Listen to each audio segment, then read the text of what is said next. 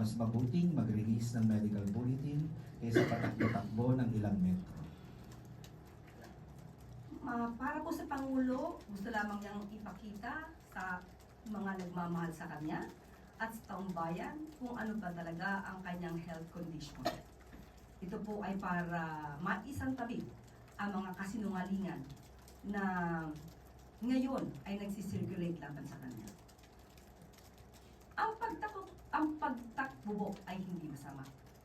Mas maganda po na tumakbo ng ilang metro kesa tumakbo sa kamay ng batas.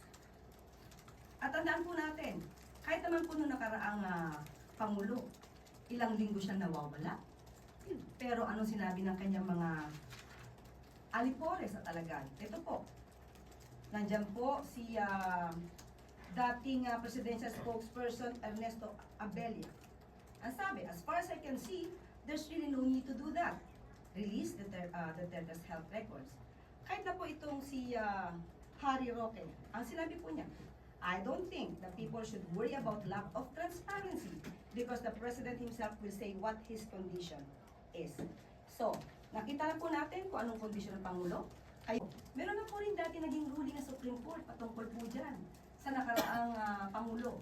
At ang Supreme Court po ay nagbigay na rin po ng desisyon patungkol po dito na hindi po kinakailangan at kailangan sabitang magbigay ang isang Pangulo ng kanyang medical records, especially, and I quote, apparently, petitioner's allegation that the President is seriously ill is unsubstantiated and is based merely on petitioner's surmises and conjectures regarding his perception of the declining health of the President, referring to President Duterte at the time.